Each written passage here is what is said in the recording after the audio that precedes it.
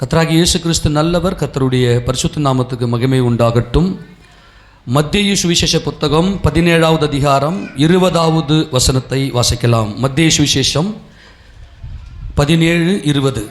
அதற்கு இயேசு, உங்கள் அவ்விசுவாசத்தினாலே தான் கடுகு விதை அளவு விசுவாசம் உங்களுக்குள் இருந்தால் நீங்கள் இந்த மலையை பார்த்து இவ்விடம் விட்டு அப்புறம் போ என்று சொல்ல அது அப்புறம் போம். உங்களால் கூடாத காரியம் ஒன்றுமிராது என்று மெய்யாகவே உங்களுக்கு சொல்லுகிறேன். எல்லாம் கையை வைத்து சொல்லாமா? உங்களால் கூடாத காரியம் ஒன்றும் இல்லை. எத்தனை பேர் சொல்றது புரியுது? உங்களால் கூடாத காரியம் ஒன்றுமே இல்லை என்பது தான் தேவன் நமக்கு கொடுத்த அதிகாரம். இப்போ நிறைய பேர் என்ன பிரச்சனை அப்படின்னா, என்னால் வாழ முடியல, என்னால் இந்த பிரச்சனையை விட்டு ஃபேஸ் பண்ணி வர முடியல, என்னால் இந்த பாவத்தை விட்டு வெளியே வர முடியல அப்படின்னு சொல்லி வேதனையோட துக்கத்தோட இன்னைக்கு சோர்ந்து போயிருக்கிறீர்கள். ஆனால் தேவன் நமக்கு கொடுத்த அதிகாரம், இல்லை கவனிக்கிறீங்களா? தேவன் நமக்கு கொடுத்த அதிகாரம் என்னவென்றால், உங்களால் செய்யக்கூடாத, உங்களால் முடியலன்னு சொல்கிற காரியம் எதுவுமே இல்லையா? எத்தனை பேர் சந்தோஷமாக இருக்கிறது? தேவன் இன்றைக்கு இந்த அதிகாரத்தை நமக்கு கொடுக்கிறார். ஆண்டவரே, என்னால் முடியல, என்னால் கடன் பிரச்சனை வெளியே வர முடியல, என்னால் வியாதியிலிருந்து வெளியே வர முடியல, என்னால் என் பிள்ளைங்களை சரியாக நடத்த முடியல, என்னால் என் வேலையில் சமாதானமாக இருக்க முடியல, என்னால் என் பிஸ்னஸில் தோல்வி தான் போகுது, என்னால் முடியல அப்படின்ற வார்த்தை ஒரு தேவ பிள்ளைக்கு இல்லை. நான் சொல்றது தேவ பிள்ளை. உங்களால் கூடாத காரியம் ஒன்றும் மீறாது. அதுக்கு என்ன தேவை? இன்னைக்கு ஏன் இந்த புலம்பல்? எல்லாரும் ஏன் இப்படி புலம்பிக் கொண்டு இருக்கிறோம் என்றால், அதுக்கு என்ன ரீசன் அப்படின்னா, கர்த்தர் சொல்றாரு, எல்லா காரியத்திலையும் நமக்கு ஒரு சக்சஸ், ஒரு ஜெயத்தை இயேசு கிறிஸ்துவின் நாமத்தில் தேவன் நமக்கு கொடுத்திருக்கிறார். ஆமேனா? இயேசு கிறிஸ்துவின் நாமத்தில் நீங்க எதை கேட்டாலும் தேவன் அதை செய்வதற்கு வல்லமை உடையவராக இருக்கிறார். அப்படி இருந்தும் சபைக்கு வருகிற தேவ பிள்ளைகளுடைய வாழ்க்கையில் ஏன் முடியலன்னு சோர்ந்து உட்கார்றீங்க? மறுபடியும் அந்த வசனத்தை வாசிங்க பார்க்கலாம். இல்லைன்னா அந்த பகுதி மட்டும் சொல்லுங்க. உங்களால் கூடாத காரியம் ஒன்றும் இராது. எல்லாம் செல்ல வாய் தந்து சொல்லுங்க, என்னால் எல்லாம் கூடும். ஆமேனா? என்னால் கூடாத காரியம் ஒன்றும் இல்லை. சொல்லுங்களேன், என்னால் கூடாத காரியம் எல்லாம் மறுபடியும் எல்லாம் சொல்லுங்க, அறிக்கை பண்ணு. என்னால் கூடாத காரியம் ஒன்றுமில்லை. அப்ப எல்லா காரியத்தையுமே கர்த்தர் உங்களுக்கு வாய்க்க செய்கிற வல்லமையை உங்களுக்குள்ளேயே கொடுத்திருக்கிறார், நமக்குள்ளேயே கொடுத்திருக்கிறார். சரி, அது எப்படி நாம் பெற்றுக்கொள்ள முடியும்? என்னால் கூடாத காரியம் ஒன்றுமில்லை என்பதை எப்படி பெற்றுக்கொள்ள முடியும் அப்படின்னு சொன்னா, ஒரே ஒரு காரியம், விசுவாசத்தினாலே தான் பெற்றுக்கொள்ள முடியும். என்னது? எதனால? அதுவும் எவ்வளவு இருந்தா போதும் தெரியுமா? கடுகு விதை அளவு விசுவாசம் உங்களுக்கு இருந்துச்சுன்னா, எவ்வளோ? கடுகு விதை அளவு விசுவாசம் உங்களுக்கு இருந்துச்சுன்னா, இந்த மலையை பார்த்து நீ பெயர்ந்து போ அப்படின்னு சொன்னா அந்த மலையே இல்லாமல் போயிடுமா? நிறைய பேருக்கு நீங்க போகிற பாதையில் உங்களால் நடந்து அடுத்த ஸ்டெப்புக்கு போகக்கூடாதபடிக்கு மலை போன்ற பிரச்சனை, பயங்கர பெரிய பிரச்சனை. குறிப்பாக பார்த்தீங்கன்னா ஆவிக்குரிய வாழ்க்கையிலையும் பார்த்தீங்கன்னா ஏகப்பட்ட மலைகள் முன்னாடி நிற்குது. உங்களுக்கு அடுத்த ஸ்டெப்பு உங்களால் நடந்து போக முடியல, ஆவிக்குரிய வாழ்க்கையில் முன்னேற முடியல, உங்களுடைய குடும்ப வாழ்க்கையில் முன்னேற முடியல, தடைகள் இருக்கிறது. இன்னைக்கு எல்லா தடைகளையும் இயேசு ராஜா உடைக்க போகிறார். ஆமென். உங்களால் கூடாதது ஒன்றும் இல்லை. நீங்கள் நல்ல தெளிவாக புரிந்து கொள்ள போறீங்க. என்னால் கூடாததுன்னு இந்த உலகத்தில் ஒன்றுமே இல்லை. எல்லாவற்றையும் செய்து முடித்து ஜெயங்கொண்டவர்களாய் இயேசு கிறிஸ்துவின் நாமத்தில் நாங்கள் தேவ சமூகத்தில் நிற்க போகிறோம் என்கின்ற மனமகிழ்ச்சியோடு நம்ம நிற்க போகிறோம். நல்லா கவனிக்கணும். இதுக்கு என்ன காரணம் அப்படின்னு சொன்னால், கடுகு விதை அளவு விசுவாசம் உங்களுக்கு இருக்க வேண்டும் என்று கர்த்தர் இன்றைக்கு நமக்கு வலியுறுத்துகிறார். எவ்வளவு விசுவாசம்? கடுகு இல்ல, அவர் ஆண்டவர் கடுகுன்னு சொல்லியிருக்கலாம், அங்க கடுகுன்னு சொல்லியிருக்கலாம். ஆனா இந்த இடத்துல கடுகு விதை அளவுன்றாரு. எவ்வளோ? கடுகு விதை அளவு விசுவாசம் உங்களுக்கு இருந்தா இந்த மலையை பார்த்து, மலையே நீ பெயர்ந்து போ. உனக்கு முன்னாடி இருக்கிற பெரிய மலை போன்ற பிரச்சனைய உனக்கு உள்ளிருக்கிற அந்த விசுவாசம், அந்த கடுகு விதையளவு விசுவாசம், நல்லா புரிஞ்சுக்கணும். மறுபடியும் அந்த 20ஆம் வசனத்தை வாசி. அதற்கு இயேசு, உங்கள் அவிசுவாசத்தினாலே தான் கடுகு விதை அளவு விசுவாசம் உங்களுக்கு இருந்தால். இதுக்கு ஆண்டவர் எந்த சூழ்நிலையில் இதுக்கு ஆன்சர் பண்றார் அப்படின்னா, மேல் வசனத்தை வாசிங்க. 19ஆம் வசனத்துல, அப்போது சீஷர்கள் இயேசுவினிடத்தில் தனித்து வந்து அதை துரத்திவிட எங்களால் ஏன் கூடாமற் போயிற்று? ஆண்டவரே, எங்களால ஏன் முடியலப்பா. உண்மையிலேயே சொல்றேன், சீஷர்களுடைய ஒரு நல்ல ஒரு மனநிலை இது. ஆண்டவரே, நீர் வானத்தையும் பூமியும் உண்டாக்கின சர்வ வல்லமையுள்ள தேவனாகிய கர்த்தராகிய இயேசு கிறிஸ்து, நாங்கள் உம்மை பின்பற்றி வருகிறோம். ஏன்னா நீங்க பயங்கரமான அற்புதங்கள், அதிசயங்கள், அடையாளங்கள் எல்லாம் செய்றீங்க. உங்களை ஃபாலோ பண்ணி வருகிறோம். ஆனா எங்களால் மட்டும் ஏன் இந்த காரியத்திலிருந்து எங்களுக்கு விடுதலை கிடைக்கல, எங்களால் ஏன் முடியல? இந்த சம்பவம் நமக்கு நல்லாவே தெரியும். இயேசு ராஜா என்ன செய்றாருன்னா, பேதுரு, யோவான், யாக்கோபை மாத்திரம் தனியாக அழைத்து கொண்டு மலை மேலே போய் அவர் மறுரூபமாகிறார். எலியா, மோசேவும் வராங்க, அவங்களுக்கு முன்னாடி மறுரூபமாகிறாரு. இவங்க சீஷர்களை 3 பேருமே பார்க்குறாங்க. இவர் மலை மேலேருந்து மறுரூபமாகிட்டு அது கீழே இறங்கி வரத்துக்கு முன்னாடி சந்திர ரோகி, அதாவது ஊமையும் செவிடுமான ஆவி ஒரு மனுஷனுக்குள்ள பிடிச்சிக்கின்னு அவனை எங்கே பார்த்தாலும், தண்ணியை பார்த்தாலும் தீயை பார்த்தாலும் அவனை போய் தள்ளி அவனை சாகடிப்பதற்காக அந்த ஆவிகள் முயற்சி செய்கிறது. இயேசு ராஜா மலை மேலே இருக்கிறார், சீஷர்கள் எல்லாம் கீழே, மற்ற 9 பேரும் கீழே இருக்கிறாங்க. இவங்க கிட்ட இந்த ஆவியை கொண்டு வந்தாங்க. இவங்க இயேசுவை இவங்க துரத்த நினைக்கிறாங்க, இந்த பேயை போ அப்படின்னு சொல்றாங்க. ஆனால் இவங்களால அந்த பேயை ஓட்ட முடியல. அதை கவனிக்கிறீங்களா? ஆனால் கர்த்தர் ஏற்கனவே இவர்களுக்கு அதிகாரம் கொடுத்திருந்தார். நீங்கள் பார்த்தீங்கன்னா 2 பேரை அனுப்பி எல்லா விதமான பேய்களையும் பிசாசுகளையும் அற்புதங்களையும் செய்யக்கூடிய ஒரு அதிகாரத்தை கர்த்தர் இவர்களுக்கு கொடுத்திருந்தார். ஆனால் இவங்க அதான் கேள்வி கேட்குறாங்க, ஆண்டவரே, ஏன் எங்களால் இந்த பேயை துரத்த முடியல? ஏன் இந்த பேய் எங்களை விட்டு ஓட மாட்டேங்குது? நாங்கள் ஆர்டர் கொடுக்குறோம், கட்டளை கொடுக்குறோம், ஆனால் இது போகலையே அப்படின்னு சொல்லி இவங்க கேள்வி கேட்குறாங்க. ஏன்னா கர்த்தர் என்ன செய்கிறாருன்னா, இவங்களுக்கு ஏற்கனவே அதிகாரம் கொடுத்திருந்தார். அந்த வசனத்தை கூட வாசிங்க பார்க்கலாம். லூக்கா சுவிசேஷத்தின் புத்தகம், லூக்கா சுவிசேஷத்தின் புத்தகத்தில் 10ஆம் அதிகாரத்தில் 19ஆம் வசனத்தை வாசிங்க பார்க்கலாம். அங்க ஒரு நல்ல சம்பவம் சொல்லியிருப்பார் ஆண்டவர். இதோ சர்ப்பங்களையும் தேள்களையும் மிதிக்கவும் சத்துருவினுடைய சகல வல்லமையும் மேற்கொள்ளவும் உங்களுக்கு அதிகாரம் கொடுக்கிறேன், ஒன்றும் உங்களை சேதப்படுத்த மாட்டாது. கரங்களை திறமை சொல்லாமா? எல்லா சர்ப்பங்களையும் தேள்களையும், பில்லி சூனிய கட்டுகள், பேய் பிசாசு அல்லது மனுஷிக ஆவியினுடைய வல்லமை, வியாதி, விரக்தி, போராட்டம், இது ஒன்றுமே உங்களை சேதப்படுத்தாது. ஆமென் சொல்லாமா? இது ஒன்றுமே உங்களை தொட முடியாது. அப்படிப்பட்ட அதிகாரத்தை நான் உங்களுக்கு கொடுத்திருக்கிறேன். உங்களால் கூடாத காரியம் ஒன்றுமில்லை. எல்லாரும் ஆமென் சொல்லலாம். உங்களால் கூடாத காரியம் ஒன்றுமில்லை. நீ பிரச்சனையோட, மன சஞ்சலத்தோட நீ உட்கார கூடாது என்பதுதான் தேவனுடைய சித்தம்.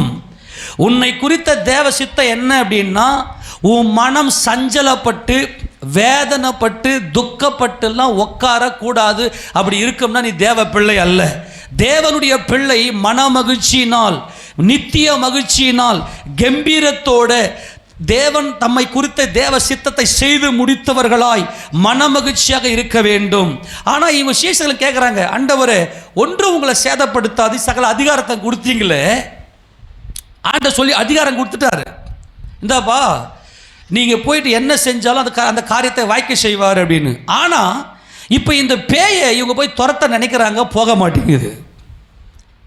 உடனே ஆண்டவர்கிட்ட எங்களால் கூடலையே, நல்லா கவனிங்க, எங்களால் ஏன் முடியல ஆண்டவரே அப்படின்னு சொல்லிட்டு அவங்க சொல்கிறாங்க இல்லையா, அந்த வார்த்தைக்கு கர்த்தர் சொல்கிறாரு. நல்லா கவனிங்க. இப்போ கவனிங்க, இது எங்கே தெரியுமா வாசிக்கணும்? நம்ம 17 வாசிக்க பார்க்கலாம்.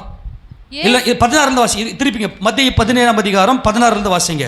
அவனை உம்முடைய சீஷர்களிடத்தில் கொண்டு வந்தேன். எவனை? 15 வாசிங்க. ஆண்டவரே, என் மகனுக்கு இறங்கும். அவன் சந்திர ரோகியாய் கொடிய வேதனைப்படுகிறான். அடிக்கடி தீயிலும் அடிக்கடி ஜலத்திலும் விழுகிறான். அவனை உம்முடைய சீஷர்களிடத்தில் கொண்டு வந்தேன். அவனை சொஸ்தமாக்க அவர்களால் கூடாமற் போயிற்று என்றான். இயேசு பிரதியுத்தரமாக, விசுவாசம் இல்லாத மாறுபாடு உள்ள சந்ததியே. எல்லாம் கவனி. யாரை கேட்டார்? இப்ப யாரை திட்டினாரு? டேய், நான் உனக்கு அதிகாரம் கொடுத்தேன்ல. இயேசு கிறிஸ்துவை ஆராதிக்கிற வீட்டுக்குள்ள பிரச்சனை இருக்கக்கூடாது. உன் பிரச்சனை வெளியெல்லாம் வரவே கூடாது. உங்கள் எதிராளியாக பிசாசானவன் யாரை விழுங்கலாமோ என்று கெர்ஜிக்கிற சிங்கம் போல சுற்றி திரிவரான். யார் வீட்டில் பலவீனம் இருக்கோ, யார் வீட்டில் மாறுபாடு இருக்கிறதோ அங்கே உள்ள நுழைஞ்சி ஏகப்பட்ட பிரச்சனையை கூட்டு சர்ச்சுக்கு வர விடாமல் அப்படி ஸ்டாப் பண்ணிடுவான் உன்னை. இப்போ கர்த்தர் என்ன சொல்கிறாருன்னா, டேய் இங்கே வாங்க, உங்களுக்கு சகல அதிகாரத்தையும் நான் கொடுத்திருக்கிறேன். கொடுத்தவர் யார் என்றால் தேவகுமாரன். தேவனுடைய குமாரனாகிய நான் மனிதனாய் உங்களை மீட்கிறதுக்காக வந்திருக்கிறேன். என்ன விசுவாசம் உங்களுக்கு வரணும் அப்படின்னா, வந்திருக்கிறவர் வானத்தையும் பூமியையும் உண்டாக்கின சர்வ வல்லவர், உன்னதமானவர் இவர். இந்த இயேசு கிறிஸ்து தேவனுடைய குமாரன். தேவன் என் மேல அன்பு வைத்து, கையை உயர்த்தி ஆமென் சொல்லுங்க. தேவன் என் மேல அன்பு வைத்து நான் கெட்டு போனேன், என் வாழ்க்கை சிதைந்தது, என் வாழ்க்கையில போராட்டங்கள், பிரச்சனைகள், நிந்தனைகள் இவைகளெல்லாம் நிறைந்திருந்தது. என் மேல அன்பு வைத்து என் தேவன் என்னை மீட்கும்படியாய் அவருடைய குமாரனை அனுப்பினார் என்கின்ற விசுவாசம் இவர்களுக்குள்ள இல்லாதபடினால மாறுபாடு, ரெண்டு புத்தி இவனை நம்புறது. சர்ச்சுக்கு வரும்போது சர்ச்சிலையும் உட்காருது. உன்னை நம்பி என்ன பிரயோஜனம்? உன்னால் என்ன முடியும்? கர்த்தர் வச்சு செஞ்ச நல்லா பேசினார். மாறுபாடு உள்ள சந்ததியே அப்படின்னா விபச்சார சந்ததியேன்னு திட்டினார். இந்த விபச்சாரினுடைய நடைகள் மாறி மாறி விகாரப்படும். மாறுபாடு உள்ள சந்ததியே, தேவகுமாரனாகிய இயேசு கிறிஸ்துவாகிய என்னால உங்க இருதயத்தில் இயேசு கிறிஸ்து தேவனுடைய குமாரன் என்று விசுவாசிப்பீர்கள், நீங்கள் தேவ சந்ததி. கையை தட்டி மகிமை செலுத்துவோமா? இயேசு கிறிஸ்து தேவனுடைய குமாரன். தேவன் என் வாழ்க்கையில ஜெயத்தை கொடுப்பதற்காக, எனக்கு வெற்றியை கொடுப்பதற்காக, என்னால எல்லா காரியத்தை செய்து முடிக்க வேண்டும் என்பதற்காக தம்முடைய குமாரனை அனுப்பி அவர் சிலுவையில் மாம்சத்தை ஜெயித்து அந்த ஜெயத்தை எனக்கு கொடுத்து விட்டார் என்று இவன் விசுவாசிக்கணும். நல்லா கவனிக்கணும். இவங்க என்ன தவறிட்டாங்கன்னா, டே உன் கூட இருக்கிறது யாரா? அவருக்கு சரியான கோபம் வந்துச்சு. ஆண்டவருக்கு உண்மையிலே துக்கப்பட்டார். இன்னைக்கு கிறிஸ்தவ குடும்பத்தில் போராட்டம், சண்டை, பிரச்சனை, பாவத்தை விட முடியல, குடியை விட முடியல, பிள்ளைங்களை கண்ட்ரோல்களை கொண்டு வர முடியல. கூக்குரலிட்டு கொண்டிருக்கிற காரணம் என்ன அப்படின்னா மாறுபாடு. என்ன காரணம்? மாறுபாடு. நீ கிறிஸ்துவை நோக்கி பார்க்கவில்லை. மாறுபாடு உள்ள சந்ததியேன்னு சொல்றாரு. நல்லா கவனிக்கணும். அப்போஸ்தலனாகிய பேதுரு பரிசுத்த ஆவியினுடைய அபிஷேகத்தை பெந்தகோஸ்தே நாளிலே பெற்றுக்கொண்டதும் அநேக ஜனங்கள் அப்போஸ்தலரை பற்றி கொண்டு, ஐயா ரட்சிக்கப்படுவதற்கு நாங்கள் என்ன செய்யணும் அப்படின்னு கேட்டதும் அவர் சொன்ன ஒரே ஒரு காரியம் என்ன தெரியுமா? வெளியில் இருக்கிறவெல்லாம் மாறுபடுகிறவன். அவன் மாறுபடுகிறவன் ஓப்பனாக சொல்லணும்னா அது விபச்சார சந்ததி என்றார் தேவன். ஏசு சொல்ற மாறுபடுகிறவள், இவருடைய நடைகள் இந்த விபச்சார திருடைய நடை மாறி மாறி விகாரம் நடிப்பாவ. சபையில் உட்காந்து நீங்க என்ன நடிக்கிறீங்க? சும்மா பெரிய விசுவாசி மாதிரி என்ன நடிக்கிறீங்கன்றார். அப்போ பேதுரு என்ன சொன்னார் அப்படின்னா, அந்த வசனத்தை வாசி. அப்போஸ்தலர் 2:40 வாசிக்க பார்க்கலாம். இன்னும் அநேக வார்த்தைகளாலும் சாட்சி கூறி மாறுபாடு உள்ள இந்த சந்ததியை விட்டு விலகி. யாரை விட்டு விலகி? நல்லா கவனிங்க. மாறுபாடு உள்ள சந்ததி அப்படின்னா என்னன்னா, தேவனுக்கு தேவ சந்ததி தேவை. எல்லா கையும் தேவைன்னு சொல்லாமா? நம்மள யாருடைய பிள்ளைங்க? யார் நாமத்துல? இயேசு கிறிஸ்துவின் நாமத்துல. இயேசு கிறிஸ்து தேவனுடைய குமாரன்.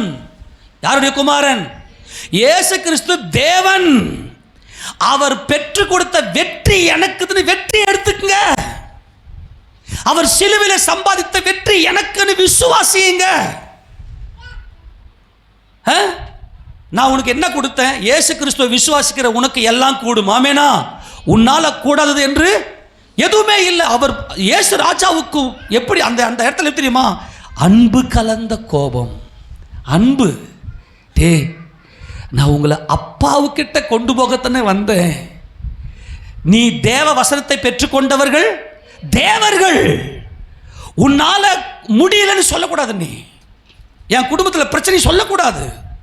அது எவ்வளவு பெரிய மலையா இருந்தாலும் சரி, இயேசுவின் நாமத்துல போனா இயேசு ராஜா, நான் வந்திருக்கிறேன், என் சீஷர்கள் நீங்கள், உங்களுக்கு சகல அதிகாரமும் கொடுத்த என்னால முடியல வந்து நிக்கிற.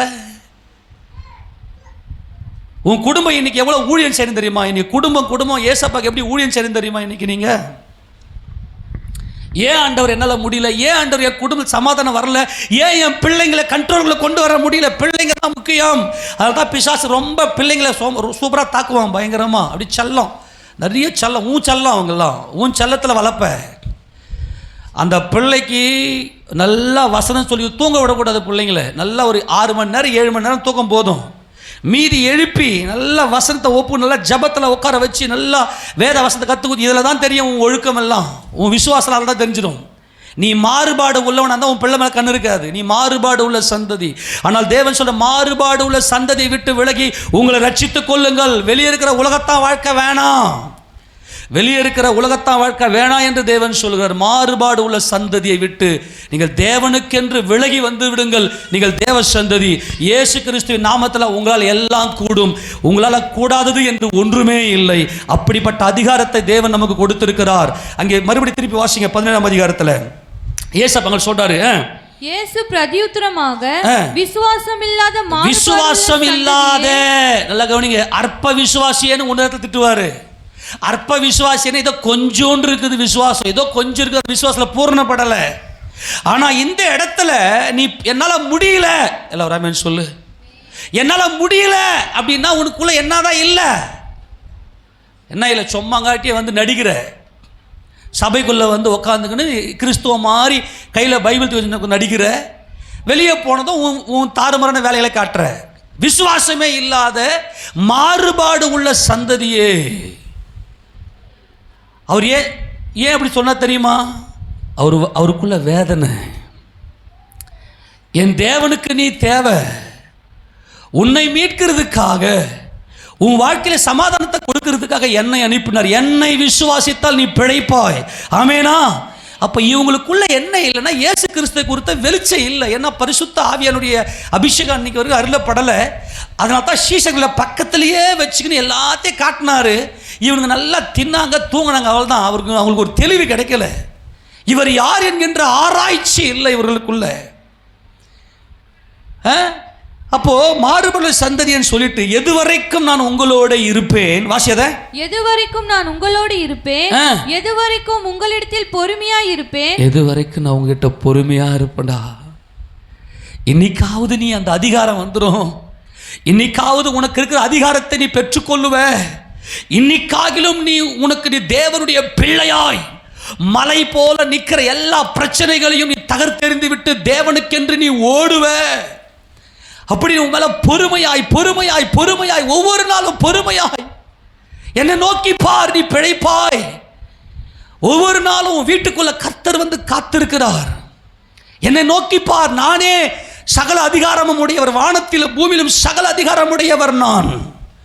இந்த சீசன்ல பக்கத்திலேயே வச்சு ட்ரெயின் பண்றாரு. தான் போற இடத்துக்கெல்லாம் இவங்களை கூட கூட்டின்னு போறாரு. தேவனை பத்தின வெளிச்சங்களை எல்லாம் சொல்றாரு. இந்த சீசன்ல கேட்கறாங்க. ஆனா அவங்க இதயத்துல கடினம், வசனத்துக்கு விட்டு கொடுக்கல. வசனத்தை தியானிக்கல.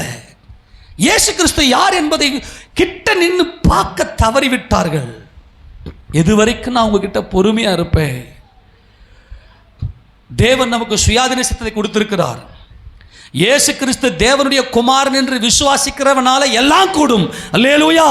அவனால கூடாத காரியம் ஒன்றுமில்லை. இந்த அதிகாரத்தை பெற்றுக்கணும்னா இந்த பார், ஏசப்பா வரப்போறாரு, வருகை வருகை பற்றி பேசின்னு அப்படியே உட்காந்துக்கலாம், வீணா போயிடாதீங்க. அவர் வருகைக்கு நாம் எப்படி தயாராகணும் அப்படின்னா, உன் மனசை உன் ஆத்மாவை சஞ்சலப்படுத்துகிற காரியம் உன் குடும்பத்தில் இருக்கக்கூடாது. உன் ஆத்மாவை சஞ்சலப்படுத்தக்கூடிய காரியம் உங்ககிட்ட இருக்கக்கூடாது. அப்போ என்ன பண்ணுறது? எப்படிப்பட்ட சஞ்சலமாக இருந்தாலும் அதை தகர்த்து எறியக்கூடிய அதிகாரத்தை இயேசுவின் நாமத்தில் தேவன் நமக்கு கொடுத்திருக்கிறார். உன் ஆத்மா ரொம்ப முக்கியம். ஏன்னா எந்த ஒரு பிரச்சனை இருந்தாலும் உள்ளம் உடஞ்சி அப்படியே சோர்ந்து போய் உட்காந்துருவேன் இல்லையா? அந்த பிரச்சனையெல்லாம் தூக்கி எறிந்து விட்டு இயேசு கிறிஸ்துவின் நாமத்தில் தேவனை மகிமைப்படுத்தும்படியாக தான் தேவன் உன்னை அழைத்திருக்கிறார். இங்கே கர்த்தர் சொல்றார், நான் எது வரைக்கும் உங்களுக்கு பொறுமையா இருப்பேன். அவனை என்னிடத்தில் கொண்டு வாருங்கள் என்றார். இயேசு பிசாசை அதட்டினார்.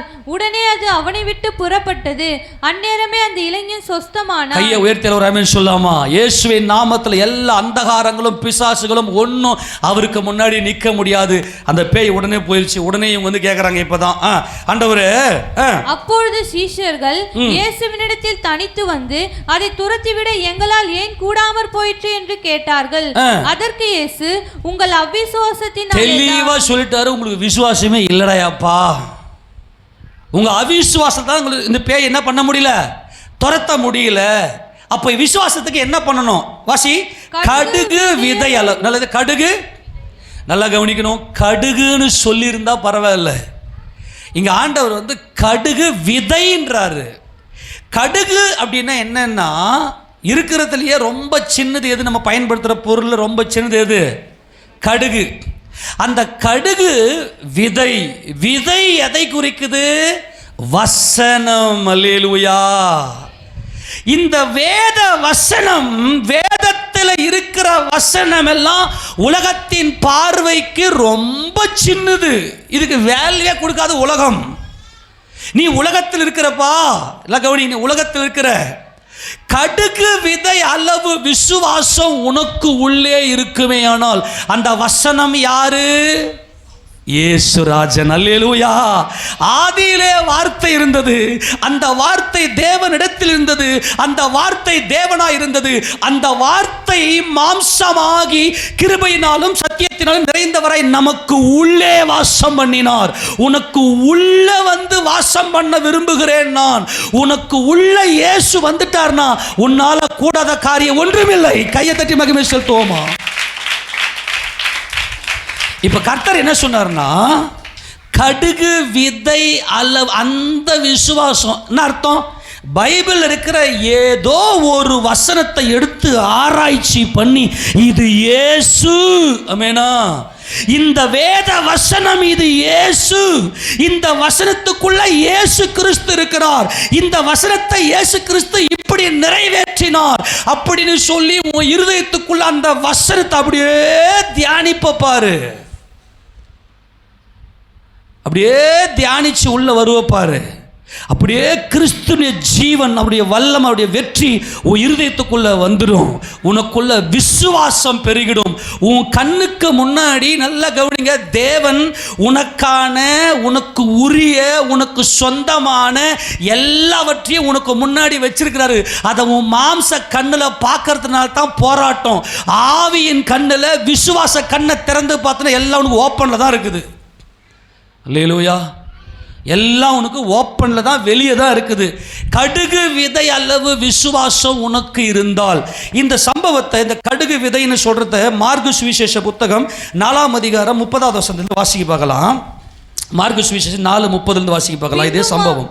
பின்னும் அவர் அவர்களை நோக்கி தேவனுடைய ராஜ்யத்தை எதற்கு ஒப்பிடுவோம், அல்லது எந்த ஊமையினாலே அதை திருஷ்டாந்தப்படுத்துவோம்? அது ஒரு கடுகு விதைக்கு ஒப்பாய் இருக்கிறது. அது ஒரு கடுகு விதைக்கு ஒப்பாய் இருக்கிறது. அது பூமியில் விதைக்கப்படும் போது பூமியில் உள்ள சகல விதைகளிலும் சிறிது. எல்லாம் கவனிங்க, பரலோக ராஜ்யத்துக்கு ஒப்பிடுறாரு. இப்ப கவனிங்க, இயேசு கிறிஸ்து எங்கிருந்து வந்தவர்? எங்கிருந்து வந்தவர்? பரத்திலிருந்து வந்தவர். இயேசு கிறிஸ்து பரலோகத்திலிருந்து வந்தவர். இந்த பரலோக ராஜ்யம் சபைக்குள்ள இருக்கிற அத்தனை பேரும் எந்த ராஜ்யத்துக்குள்ள இருக்கிறோம்? யார் தெரியுமா பரலோக ராஜ்யம் இருக்கிறாங்க? இந்த வசனத்தை எடுத்து நல்ல பாவத்தை நல்லா உணர்ந்து பாவத்துக்காக மனஸ்தாபப்பட்டு என் கர்த்தர் என் பாவங்களை எல்லாம் சிலுவையில் சுமந்து தீர்த்து விட்டார், நான் இப்போ தேவனுடைய ராஜ்யத்துக்குள்ள தேவனுடைய பிள்ளையாய் நான் இருக்கிறேன் அப்படின்னு சொல்லி வேதத்தில் இருக்கிற வசனத்தை எல்லாம் அப்படியே இயேசு கிறிஸ்துவுக்குள்ள கொண்டு வருவாங்க. ஆதியாகமத்திலிருந்து வெளிப்படுத்தின விசேஷம் வரைக்கும் இயேசு ராஜாவே அங்கே உள்ளே இருக்கிறார். இந்த வசனத்தை போட்டு இரவும் பகலும் தியானம் பண்ணிக்கிட்டே இருப்பாங்க. அது எப்படிப்பட்டதுன்னா, உலகத்தின் பார்வையில் இந்த வேத வசனம் எப்படிப்பட்டது? ரொம்ப சின்னது. என்னையா எல்லாரும் கையில் பைபிளை தூக்கிட்டு ஓடிக்கிறீங்க, என்ன உங்களுக்கு பிரயோஜனம் அப்படின்னு உலகம் சொல்லும். உலகத்தின் பார்வையில் ரொம்ப சின்னது தான். அதுவும் பார்த்தீங்கன்னா கிறிஸ்தவனெல்லாம் உலகம் ரொம்ப அற்பமாக நினைக்கும். அதுலேயும் ஊழியக்காரனாக பார்த்தா இன்னும் அற்பமாக நினைக்கும். ஓகேப்பா, நீ சின்னவன் தான், எல்லாருடைய பார்வைக்கும் நீ சிறியவன் தான். கர்த்தருடைய பார்வை சொல்லிட்டு நீங்கள் சிறியவன் ஆண்டரே சொல்லிட்டாரு. இது கடுகு விதை அளவு தான் இந்த வசனம். இந்த வசனத்தை எடுத்து உன் இருதயத்துக்குள்ள நீ தியானம் பண்ணி இயேசு ராஜாவை அப்படியே உன் இருதயத்தில் தரித்து கொள்ளுவேன். இந்த கடுகு விதையை விதைச்சதும் இருக்கிற எல்லா விதையிலையும், நீங்கள் பயன்படுத்துகிற விதையில் எல்லா விதையிலும் கடுகு ரொம்ப சின்னது. ஆனால் அந்த கடுகு அப்படியே விதையாகி அப்படியே செடியாகி அப்படியே மரமாகி பெருசாக ஓங்கி வளர்ந்துருக்கும். அப்படி ஓங்கி வளர்ந்ததும் இருக்கிற பூண்டு செடிகளிலேயே இந்த கடுகு செடி ரொம்ப பெருசாகி ஆகாயத்து பறவைகள் எல்லாம் இந்த கடுகு செடியுடைய நிழல்ல தஞ்சமாகும். வாசி தொடர்ந்தத. விதைக்கப்பட்ட பின்போ அது வளர்ந்து சகல பூண்டுகளிலும் பெரிதாகி ஆகாயத்து பறவைகள் அதனுடைய நிழலின் கீழ் வந்தடையத்தக்கதாய் பெரிய கிளை விடும் என்றான். எல்லாரும் சொல்லுங்க பார்க்கலாம். இப்ப கர்த்தர் இங்க யாரை கடிந்து கொள்றார் அப்படின்னா, உன் நிழல், நல்லா கவனிங்க, உன் நிழல்ல உன்னுடைய உறவினர்கள் தங்கணும். உன் உறவுகள்லாம் உன் நிழலில் தங்கணும். அப்படின்னா நீ சரியான தேவனுடைய ராஜ்யத்தின் பிள்ளையாய் இருக்கிறாய். பரலோக ராஜ்யம் உனக்குள்ளே இருக்குது அப்படின்னா என்ன அடையாளம் அப்படின்னா, கடுகு விதையளவாக இருக்கக்கூடிய இந்த வசனத்தை எடுத்து நீ நல்லா தியானிச்சு, இயேசு கிறிஸ்துவினால் மட்டுமே எல்லாம் கூடும், அவர் சகல அதிகாரம் படைத்தவர், வானத்தில் பூமியிலும் சகல அதிகாரம் அவருக்கே கொடுக்கப்பட்டுகிறது, அவர் நாமத்தில் நான் ஜெயம் எடுப்பேன் என்று சொல்லி கிறிஸ்து இயேசுவை உன் இருதை தரித்து கொண்டனா, ஒரு காலத்தில் உன்னை அற்பமாய் எண்ணினவர்கள், ஒரு காலத்தில் உன்னை தூஷணமாய் பார்த்தவர்கள் எல்லாருமே, போராட்டம் பிரச்சனை உன்னை விட்டு விலகி ஓடினவங்க எல்லாம் உன் நிழல்ல வருவார்கள். கையை தட்டி மகிமை செலுத்தலாமா? உன் நிழல்ல அவர்களுக்கு நீ ஒரு பெரிய ஆதரவா இருப்பாய். ஜனங்கள்லாம் மாம்சத்தில் இருக்கிறாங்க, அவங்களுக்கு ஏதோ தேவை இருக்குது, அவங்க தேவைகளுக்கெல்லாம் நீ சேவை செய்யக்கூடிய அளவுக்கு நீ வளர்ந்துருப்ப. எல்லாரும் உன் நிழல்ல இருப்பாங்க. கடுகு இருக்கிறதுலே ரொம்ப சின்னது தான். ஒரு காலத்தில் உன்னை நீ சர்ச்சைக்கு போகிறதுனால எல்லாரும் உன்னை ஏளனமாய், உன் சொந்த பந்தம் உன்னை கேவலமாய், இவன் ஒன்றுத்துக்குமே உதவ மாட்டான், இவன் வேஸ்ட், இவன் சொல்லிலாம் உன்னை சிறியவனாக உன்னை தள்ளி இருக்கலாம். இந்த சிறியவனாகிய உனக்குள்ள ஏன் உன்னை சிறியவன் தள்ளினாங்க? நீ பைபிள் வசனத்தை நம்பி வந்திருக்கிற. ஆமேனா? உன்னால கூடாத காரியம் என்று ஒன்றுமே இல்லாத அளவுக்கு தேவன் உனக்கு அதிகாரத்தை கொடுத்திருக்கிறார். அந்த அளவுக்கு தேவனுடைய மகிமை உனக்குள்ள இருக்கிறது. அப்போ நல்லா தெரிந்து கொள்ளுங்களேன், நல்லா தெரிந்து கொள்ளுங்க. நீங்க உண்மையிலேயே பரலோக ராஜ்யத்துக்கு ரெடி ஆயிட்டீங்க அப்படின்னா என்ன அர்த்தம் சொன்னா, எல்லாரும் உங்க சிறகினுடைய நிழல்ல உங்களுடைய அடைக்கல, உங்க வார்த்தைக்கு கீழ்ப்படியக்கூடிய அளவுக்கு உங்க பிள்ளைங்களை எல்லாம் வசனத்துக்கு நேராக நடத்தி இருப்பீங்க. வசனத்துக்கு நேராக இந்த பிள்ளைங்க போயின்னு இருப்பாங்க, தேவ ராஜ்யத்தில் அவங்க நிற்பாங்க, நீங்கள் சொல்கிறதெல்லாம் அவங்க கேட்பாங்க. எல்லாருக்குள்ளே ஒரு தெய்வீக சமாதானம் இருக்கும். உங்கள் நிழலில் ஒரு தெய்வீக சுகம் இருக்கும். நல்லா ஏதோ சொந்த பந்தம் கூட்டிக்கின்னு நல்லா அப்படி உலக ரீதியாக கும்மாலம் போடுறத பற்றிங்க என்று சொல்லலை. ஒரு நல்ல ஒரு சமாதானம் இருக்கும். காரணம் என்ன அப்படின்னா, உனக்குள்ள விசுவாசம் பெருகும். விசுவாசம் கேள்வினாலே வரும், கேள்வி தேவனுடைய வசனத்தினாலே வரும். அந்த வசனம் தான் கடுகு விதை. விதை எதை குறிக்குது? வசனத்தை குறிக்கிறது. அவர் கடுகு விதைன்னு சொல்றதுக்கு காரணம் என்னன்னா, இந்த வசனம் விதை. விதைக்குள்ள என்ன இருக்குது? ஜீவன் இருக்கிறது. விதைக்குள்ள என்ன இருக்குது? ஜீவன் இருக்குது. அந்த விதையை போட்டதுமே அது புது செடியாக வருமே. அதே போல இந்த வேத வசனத்தை நீ தியானிக்க ஆரம்பித்ததும், தியானிக்கணும், சும்மா பைபிள் வாசிச்சுட்டு போறதல்ல, தியானிக்கிறது தான் விதைக்கிறது. ஒரு விதையை விதைச்சதும் அது மண்ணோட மண்ணா நல்ல மிங்கிள் ஆகி அப்படி அது என்ன செய்யும்? ஒரு செடியாக வரும் இல்லையா? அதே போல வசனத்தை தியானிக்கணும். அந்த தியானத்தில் தான் அது விதை. பைபிள் வாசிச்சுட்டு நீ பைபிள் வாசிச்சேன். வாசிக்கிறது என்பது பேசிக் பிகினிங். என்ன இருக்குன்னு சொல்லி முதல்ல அந்த பழக்கத்தை ஏற்படுத்தி கொள்ளுகிறோம். உனக்குள்ள ஒரு வளர்ச்சி இருக்கும் அப்படின்னா நீ செய்ய வேண்டிய ஒரு மாபெரும் காரியம், அந்த வசனத்தை நீ என்ன பண்ணணும்? தியானிக்கணும். தியானிக்கும் போது தான் அது விதையாகிறது. வசனத்தை நீங்க தியானிக்கிறீங்க இல்லையா, அப்பதான் அது என்ன ஆகுது? விதையாகிறது. அந்த வசனத்தை தியானிக்கும் போது அது உங்க இதயத்துக்குள்ள வருகிறது. அந்த வசனம் இயேசு கிறிஸ்து, அவர் ஜெயங்கொண்டவர். அப்போ தேவன் இங்க என்ன சொல்றார் அப்படின்னா, ஒரு வசனத்தை வாசிங்க. இந்த வசனத்தை நீங்க வாசிக்கும் போது உங்களுக்குள்ள என்ன வருதுன்னா, விசுவாசம் வருகிறது. இப்போ எபிரேயர் நிருபம் 12ஆம் அதிகாரம் 1வது வசனத்தை வாசிக்கலாம். எபிரேயர் 12:1. ஆகையால் மேகம் போன்ற இத்தனை திரளான சாட்சிகள் நம்மை சூழ்ந்து கொண்டிருக்க. என்ன சாட்சி சூழ்ந்திருக்குது? 11ஆம் அதிகாரத்தில் நீங்கள் எடுத்து பார்த்தீங்கன்னா,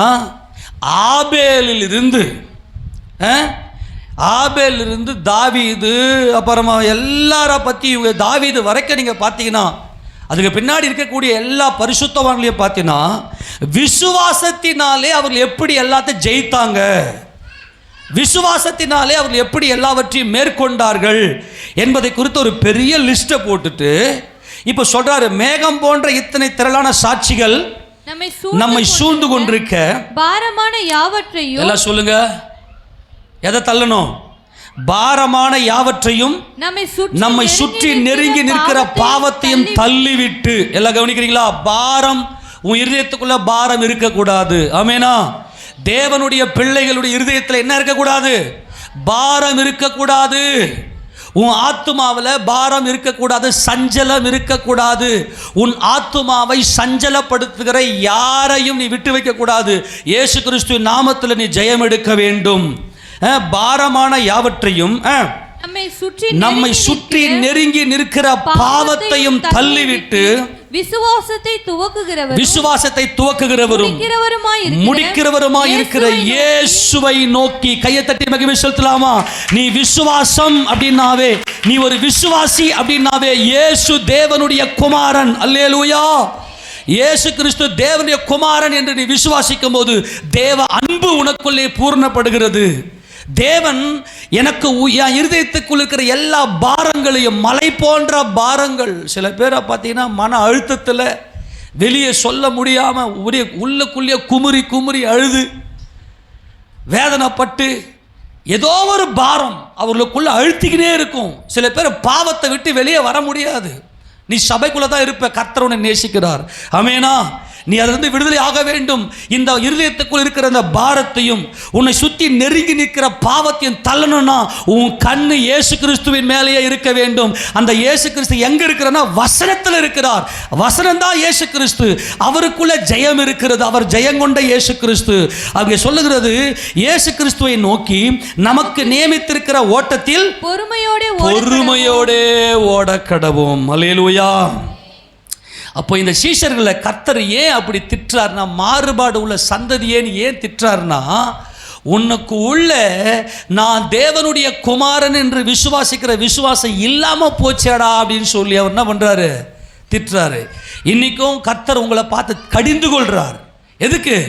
என்னை விசுவாசி, அப்போது நீ பிழைப்பாய். அல்லேலூயா! என்னை விசுவாசிக்கிறவன் மரித்தாலும் பிழைப்பான், உயிரோடு இருந்து என்னை விசுவாசிக்கிற எவனும் என்றென்றைக்கும் மறியாமலும் இருப்பான் என்று கர்த்தர் சொல்லுகிறார். இப்போ கடுகு விதை அளவு விசுவாசம் உனக்குள்ள இருந்துச்சுன்னா அந்த பரலோக ராஜ்யம் அப்படியே உன் இருதயத்துக்குள்ள ஃபார்ம் ஆகும். தேவன் உன் இருதயத்துக்குள்ள வந்துடுவார். இயேசு கிறிஸ்துவை விசுவாசித்து இயேசு கிறிஸ்துவை தியானிக்க தியானிக்க தியானிக்க, இயேசு கிறிஸ்துடைய வார்த்தையை தியானிக்க தியானிக்க உன்னுடைய இருதயத்துக்குள்ள தேவனுடைய ராஜ்யம் அங்கே உள்ளே வந்துடும். தேவனால எல்லாம் கூடும், உன்னால கூடாத காரியம் ஒன்றும் இராது. ஆமேனா? நல்லா புரிந்துக்கணும். அப்போ இயேசு கிறிஸ்துவை நோக்கி நீ என்ன பண்ணோம்? இந்த விசுவாச ஓட்டத்தில் ஓடிக்கினே இருக்கணும். இந்த வேத வசனம் என்றென்றைக்கும் அழியாது. நமக்குள்ள ஏன் அழிவு வருது அப்படின்னாக்கா, மாம்ச சிந்தை என்னது? மரணம். ஆவியின் சிந்தையோ ஜீவனும் சமாதானமுமாம். நல்லா கவனிங்க, இந்த வசனத்தினுடைய வல்லமை எப்படிப்பட்டது. பேதுருக்கு நிருபம் 1 பேதுரு நிருபம் திருப்பிக் கொள்ளுங்க. 1 பேதுரு நிருபம் 1வது அதிகாரம் 23 வாசிக்க பார்க்கலாம். அழிவுள்ள வித்தினாலே அல்ல என்றென்றைக்கும் நிற்கிறதும் ஜீவனுள்ளதுமான தேவ வசனமாகிய அழிவில்லாத வித்தினாலே மறுபடியும் ஜெனிப்பிக்கப்பட்டிருக்கிறீர்களே. ஆமென் சொல்லுங்க பார்க்கலாம். நாம் மறுபடியும் பிறந்திருக்கிறோம். எப்படி பிறந்திருக்கிறோம்? வசனத்தினாலே பிறந்திருக்கிறோம். எத்தனை பேர் வீட்டில் வேதத்தை வாசிக்கிறீங்க?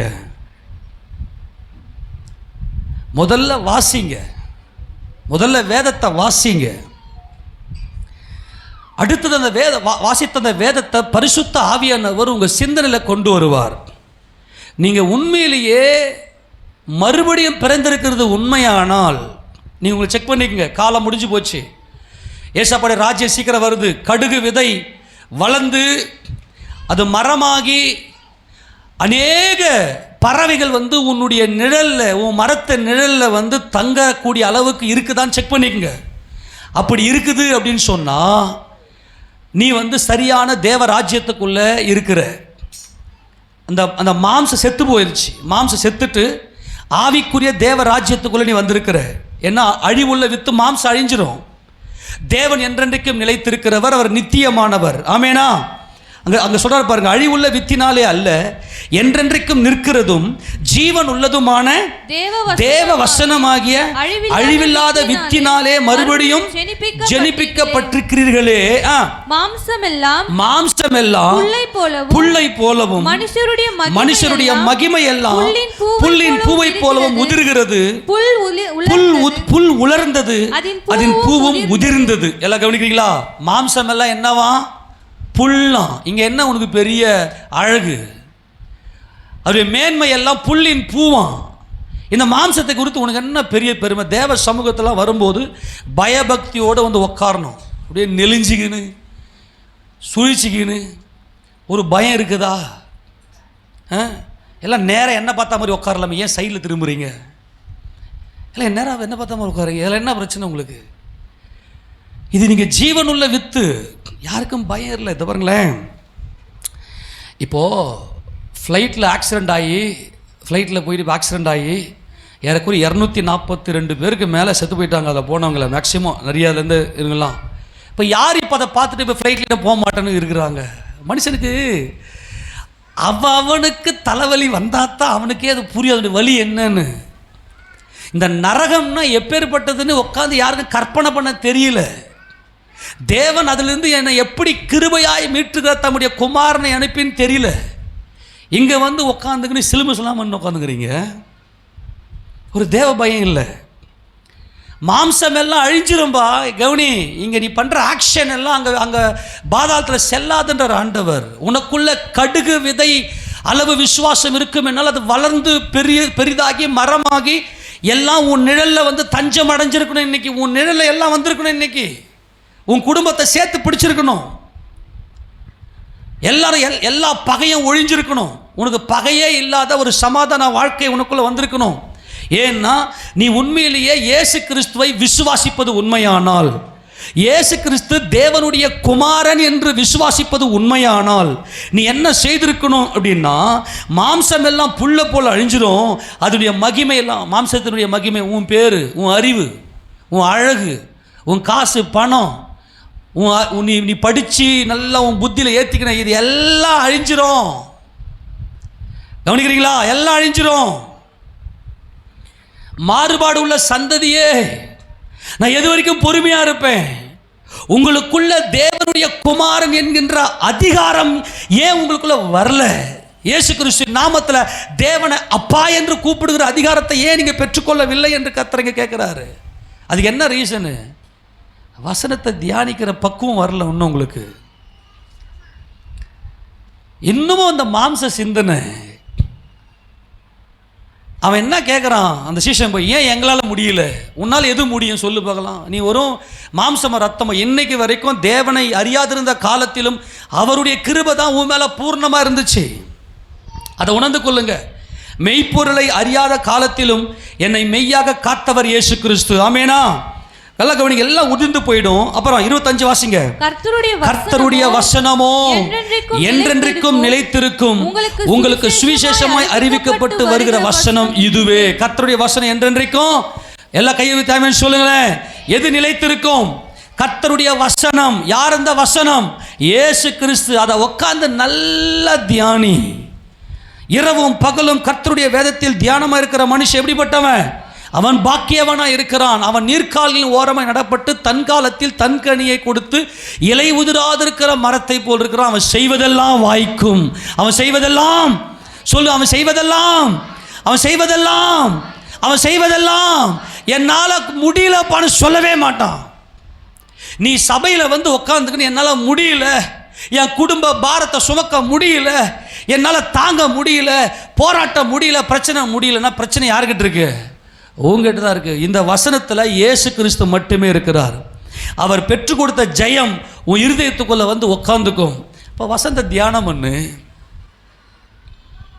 இந்த வசனத்தை தியானிக்க முடியல, அப்படிதானே? வசனத்தை தியானிக்க முடியல. அதுக்கு என்ன காரணம் அப்படின்னா, நீங்கள் பண்ணுற அசட்டைத்தனம். சபைக்குள்ளே வருங்க, நீங்கள் யாருன்னு அப்படியே ஒரு கேள்வி கேட்டுக்குங்க. நீங்கள் யார்? முதல்ல யார்? நீங்கள் தேவனுடைய பிள்ளை. தேவனுடைய பிள்ளை. அப்போ தேவன் யார்? கேள்வி கேளுங்க. தேவன் யார்? தேவன் எப்படிப்பட்டவர்? ஏன்னா என் வாழ்க்கையில் நான் வாழ்க்கையை தொலைத்து போயிருந்த நேரத்தில் இயேசு கிறிஸ்துவின் நாமத்தில் என் வாழ்க்கை மறுபடியும் கிடைத்தது. அப்படியெல்லாம் யார் இந்த இயேசு கிறிஸ்து? அவர் தேவனுடைய குமாரன். அப்படின்னா தேவனுடைய மகிமை எப்படிப்பட்டது? ஒரு கேள்வி கேளுங்க. வாழ்க்கை முடிய போது, ரொம்ப வேகமாக போய்ங்குது. வசனத்தை உட்காந்து தியானம் பண்ணுங்க. தேவன் நமக்கு இந்த வசனத்தின் மூலமாய் பல ரகசியங்களை வெளிப்படுத்தி நம்முடைய இருதயத்துக்குள்ள ஒரு பெரிய வெளிச்சத்தை கொடுப்பார். அவன் செய்வதெல்லாம் வாய்க்கும். எப்போ? இந்த வசனத்தை தியானம் பண்றோம். எடுத்து எல்லாம் சேர்ந்து வாசி. அந்த சங்கீதம் 1:1 வாசி பார்க்கலாம். சங்கீதம் 1:1 வாசி. துன்மார்க்கருடைய ஆலோசனையில் நடவாமலும் பாவிகளுடைய வழியில் நில்லாமலும் பரியாசக்காரர் உட்காரும் இடத்தில் உட்காராமலும் கர்த்தருடைய வேதத்தில் பிரியமாயிருந்து இரவும் பகலும் அவருடைய வேதத்தில் தியானமாயிருக்கிற மனுஷன் பாக்கியவான்.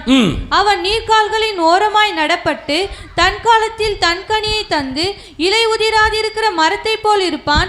அவன் செய்வதெல்லாம் வாய்க்கும். எல்லாம் கையை வைத்து சொல்லுங்க. அவன் செய்வதெல்லாம், அவன் செய்வதெல்லாம் என்னால் முடியலன்னு சொல்ல மாட்டான். ஏன்னா அவன் இரவும் பகலும் கர்த்தருடைய வேத தியானமாக இருக்கிறான். அதுக்கு முன்னாடி அந்த வேதத்தை நேசிக்கணும், வேதத்தின் மேலே பிரியம் வைக்கணும். இந்த வேதம் என் கர்த்தராகி ஆண்டவர்னு சொல்லி இந்த வேதத்தின் மேலே ஒரு நேசம் இருக்க வேண்டும். அது இருந்தால் மட்டும்தான் உன் இருதயத்துக்குள்ள கிறிஸ்து இயேசுவை தரித்து கொள்ளுவ. இயேசுனாவே வெற்றிப்பா. எல்லாரும் சொல்லுங்க. இயேசுனா யாருங்க? இயேசு கிறிஸ்துனா யாரு? வெற்றி. இயேசு கிறிஸ்துனாவே யாரு? சொல்லுங்க. இயேசுனாவே என்னது? வெற்றி. இயேசுனாவே ஜெயம். இயேசுனாவே எல்லா காரியமும் வாய்க்கும். அப்போ உனக்குள்ள இயேசு இருப்பாரே ஆனால் எல்லா காரியத்தையும் நீ தான் வாய்க்க செய்ய வேண்டும். நான் தோத்து போயிட்டேன், நான் ஒன்றும் இல்லை, நான் என் வாழ்க்கை சிதைஞ்சு போச்சு, நான் வாழ்க்கையை விட்டுட்டேன், போராட்டம் இருக்கிறேன், பிரச்சனை இருக்கிறேன், ஏன் சொல்றேன்னு கேட்குறேன். அவன் செய்வதெல்லாம் வாய்க்கும். அப்போ என்ன பிரச்சனை? கடுகு விதையளவு விசுவாசம் உங்களுக்கு இல்லை. விதை உள்ள இல்லை, கடுகு விதை இல்லை. நீ சின்னவன் தான். நான் உங்களுக்கு அன்பாய் சொல்கிறேன். இயேசு ராஜாவை ரட்சகரை ஏற்றுக்கொண்டு வருகிற உங்களை உலகம் சிறியவனாய் பார்க்கும், அற்பமாய் நினைக்கும். இவனை நம்ப மாட்டான்டா, இயேசு நம்பின்னு ஓடுறான். ஆமான்னு சொல்லுங்க. ஆனால் இந்த சின்ன விதை பெரிய மரமாக நிற்கும். ஆமேனா? நீ பரலோக ராஜ்யத்துக்கு தகுதியானவன் என்பதற்கு என்ன அர்த்தம் அப்படின்னா, என்ன அடையாளம் அப்படின்னா, நீ வளர்ந்திருப்ப. நீ வளர்ந்திருக்கிறது உண்மையானால், கிறிஸ்துவுக்குள்ள வளர்ந்திருப்பது உண்மையானால், உன்னுடைய நிழல்ல எல்லாரும் தஞ்சமாடும். நீ 4 பேருக்கு பிரயோஜனமா இருப்ப. நீ 4 பேருக்கு பிரயோஜனமா இருப்ப. அப்போ உனக்குள்ள கிறிஸ்துடைய வார்த்தை வல்லமையாய் கிரியை செய்ய வேண்டும். அப்படி இருக்கும்போது எல்லாம் வாய்க்க செய்வேன்னு சொல்றாரு. சரி, இந்த வல்லமையை பெற்றுக்கொள்வதற்கு நாம் என்ன செய்ய, மாறுபாடு உள்ள சந்ததி. ஆமென். அவர் என்ன சொல்றாருன்னா, நீ மாறுபாடு உள்ள சந்ததியா ரெட்டை வேஷம் போடுற, நீ சபைக்குள்ள வர, ஆனால் உனக்குள்ள என்ன இல்லை, எப்படி இந்த வல்லமையை பெற்றுக்கொள்ள முடியும்? இப்போ எடுத்து வாசிப்பாகலாம். மத்தேயு சுவிசேஷ புத்தகம் 17ஆம் அதிகாரத்தில் மறுபடியும் அந்த 20-21 வாசிங்க.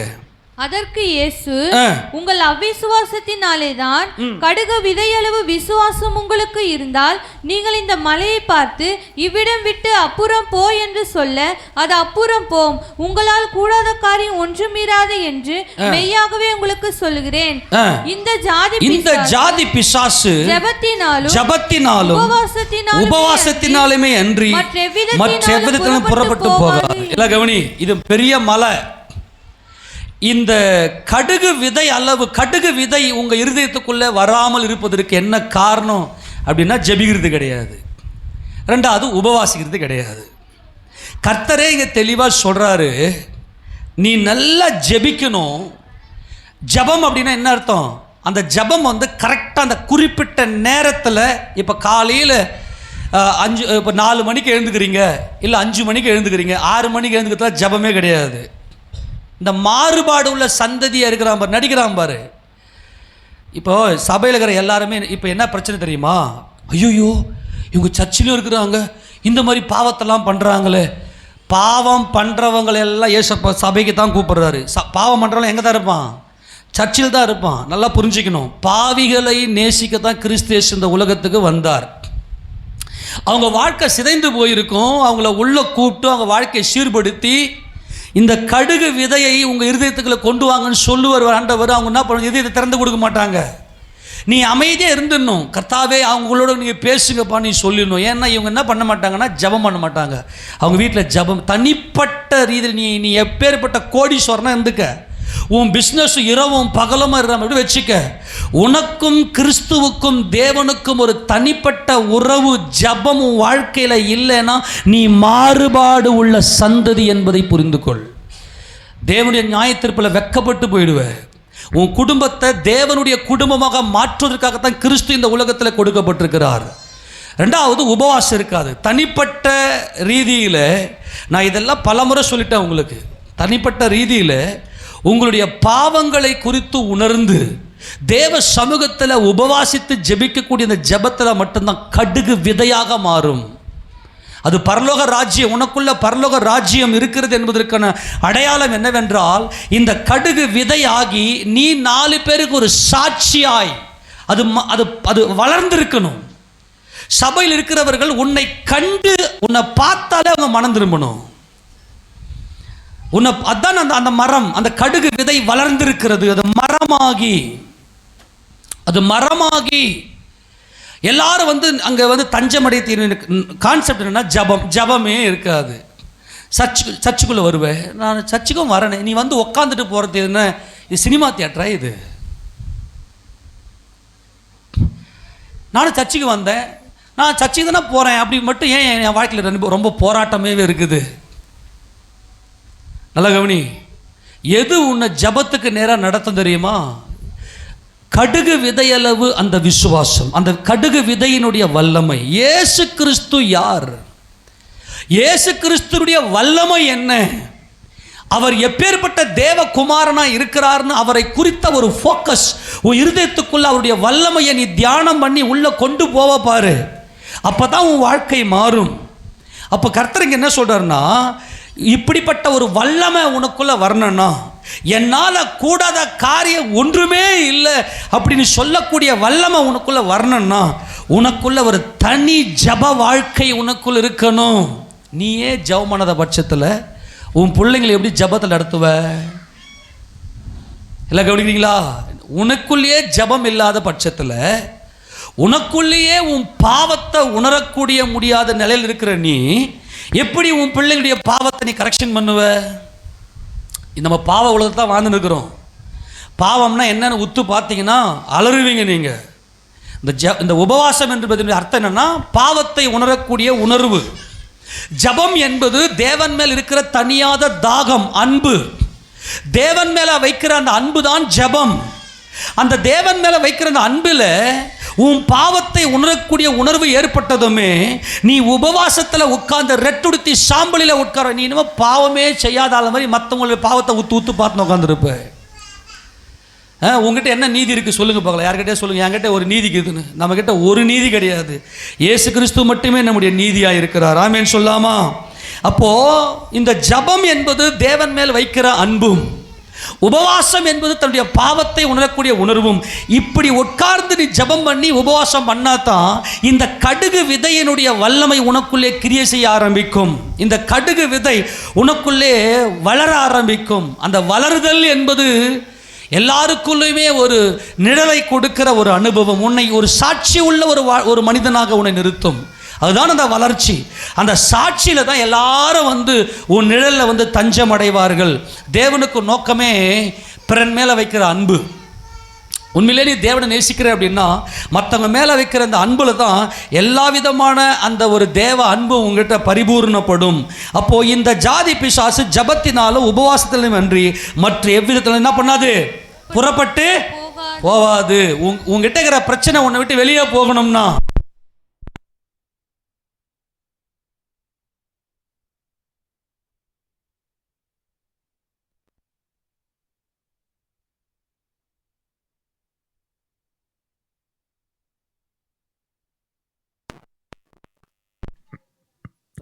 ஓகே, சரி கவனிங்க.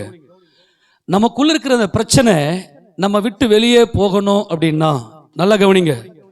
முதல்ல இடைவிடாத ஜெபம். என்ன ஜெபம்? என்ன ஜெபம்? இடைவிடாத ஜெபம். அந்தி சந்தி மத்தியான வேலை, குறைஞ்சது 3 வேளை ஜெபம் நம்முடைய வாழ்க்கையில தொடர்ந்து இருக்கணும்.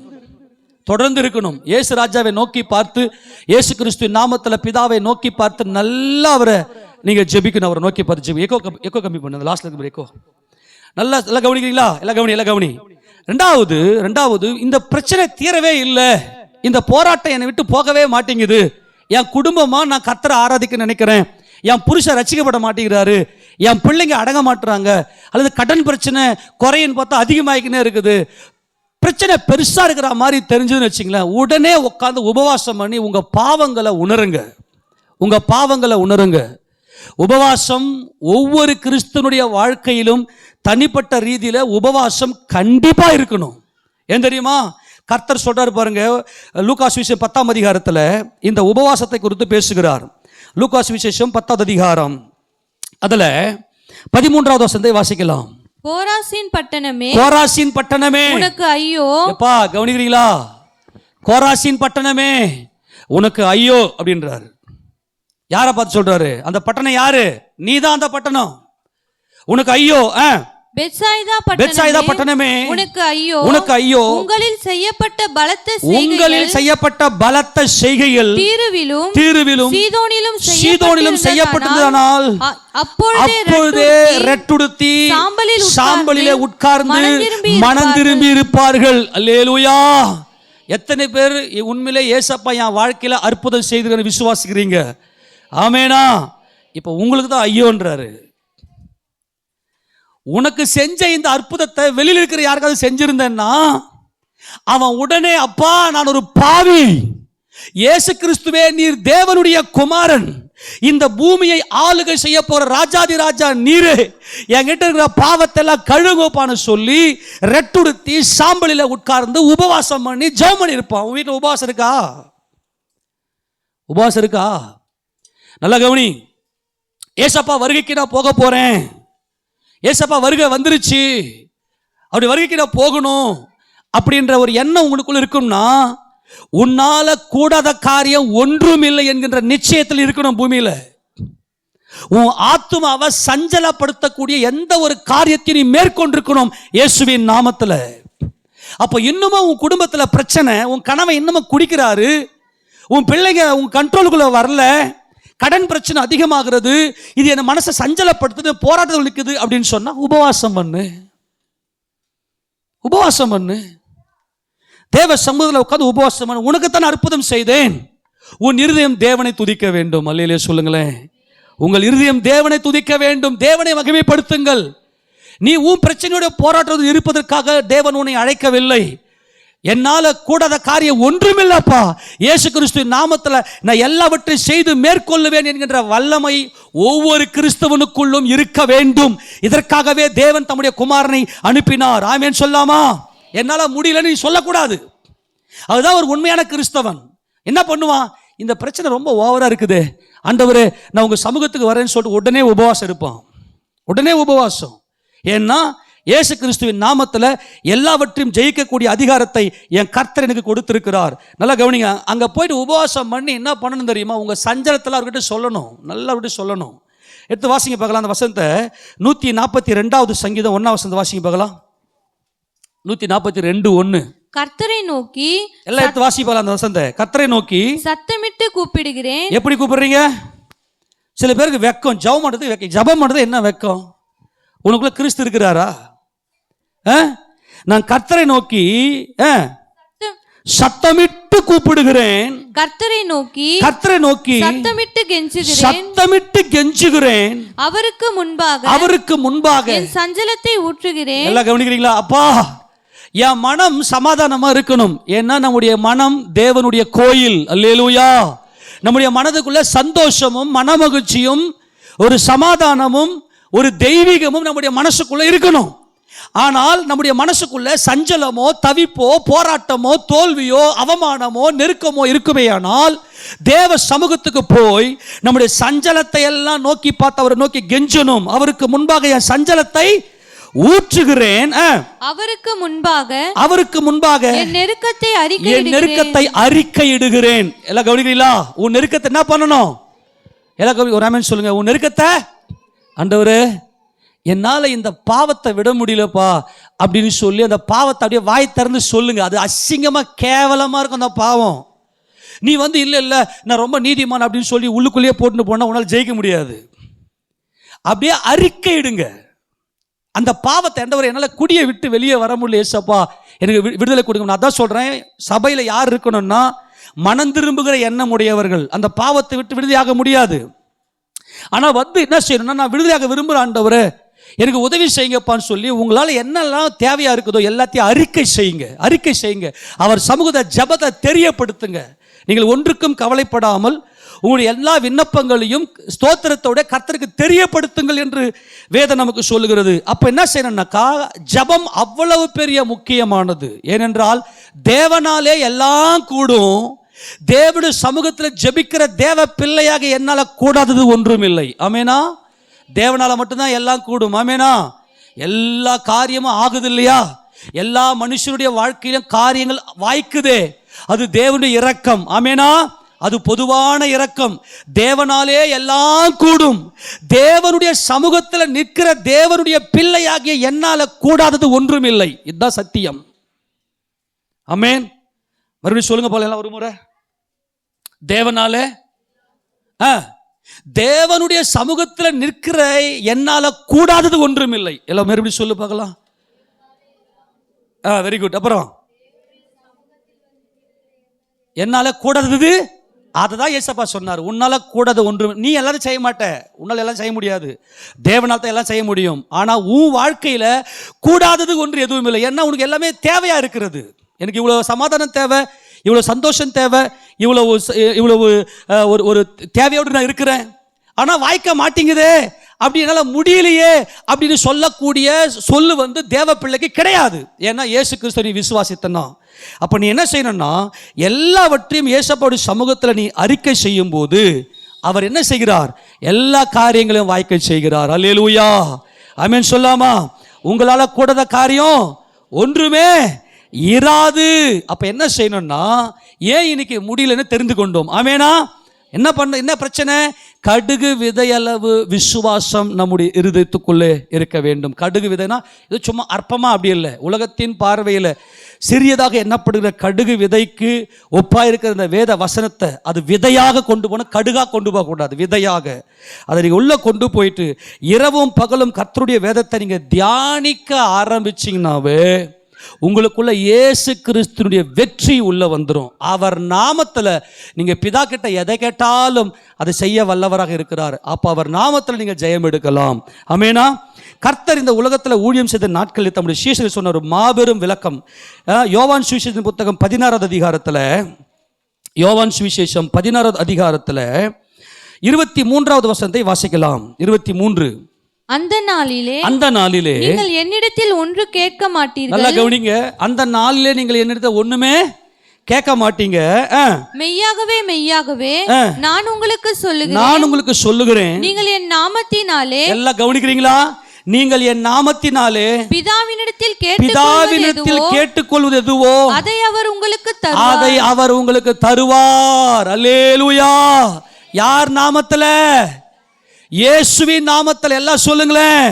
நீங்க இப்ப பாருங்க, இப்ப சீஷர்கிட்ட என்ன சொல்றாரு? இப்ப தபர் நான் உங்களை என் கூடவே வச்சுக்கின்னு நான் தேவனுடைய ராஜ்யத்தை குறித்து உங்களுக்கு பிரசங்கித்தேன், தேவனை பற்றின ரகசியத்தை எல்லாம் உங்களுக்கு சொன்னேன். இப்ப நீங்க என்கிட்ட கேட்குறீங்க, சீஷர்களே நீங்க என்கிட்ட கேட்குறீங்க, நான் தான் தேவனுடைய குமாரன்னு உங்களுக்கு தெரியல, இன்னமும் தெரியல. அவங்க திட்டினது காரணம் அதுதான்.